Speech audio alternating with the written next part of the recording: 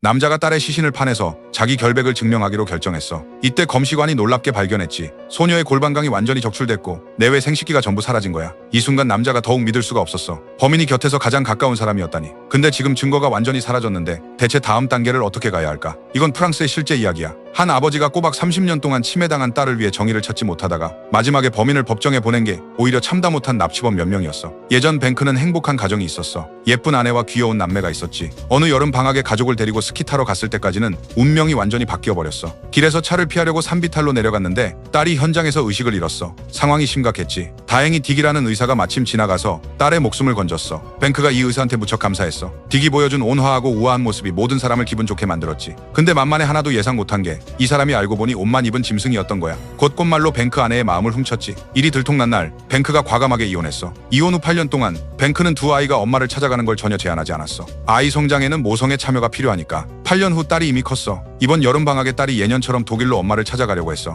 근데 뱅크가 딸을 다시 본 곳이 병원 영안실이었던 거야. 그날 평생 눈물을 다 흘렸어. 딕한테 대체 무슨 일이냐고 물었지. 딕이 말하길 아침에 딸을 깨우러 갔을 때 이미 세상을 떠났다는 거야. 온갖 방법으로 구조하려고 했지만 다 헛수고였대. 열사병으로 급사한 것 같다고 추측했어. 어제 딸이 계속 덥다고 했거든. 전처가 담담하게 말했어. 아마 부검 보고서 나오면 진상을 알 수 있을 거래. 두 사람의 담담한 반응에 좀 의심스러웠지만 근거도 없는데 뱅크도 뭐라 할 수가 없었어. 근데 뱅크가 만만에 하나도 예상 못한 게 딸 장례식이 끝날 때까지 부검 보고서를 못 받은 거야. 전처한테 전화해서 대체 어떻게 된 거냐고 물었는데 전처가 잃어버렸다고 거짓말했어. 뱅크가 계속 압박하고 나서야 전처가 마침내 부검 보고서를 프랑스로 보냈지. 근데 뱅크가 번역사한테 독일어 내용을 번역하게 했을 때 순간 청천벽력 같았어. 왜냐면 부검 보고서에 딸이 새벽 3시쯤 세상을 떠났다고 나와 있거든. 서너 시간 후에 개부딕이 여러 가지 주사를 놓아서 소위 응급처치를 했는데 이런 행동이 의사한테는 아주 이상한 거야. 더 뱅크를 조마조마하게 만든 건 보고서에 딸의 하체에 많은 손상과 이상한 액체가 있다고 나온 거였어. 이건 딸이 죽기 전에 침해당했을 가능성이 높다는 거지. 게다가 전처의 전설명에 따르면 딸이 계속 집에만 있어서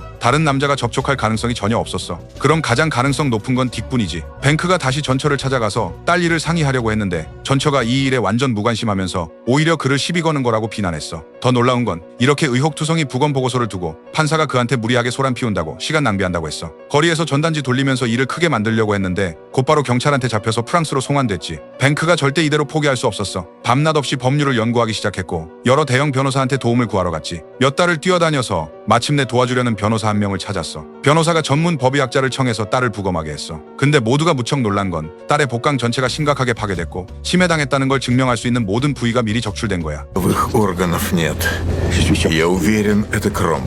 그때부터 두 사람이 두 나라를 자주 왕래하기 시작했어. 그 기간에 전처가 어떤 도움도 주려 하지 않았는데 수없이 노력한 끝에 뱅크가 마침내 독일 첫 부검 보고서 샘플을 얻었어.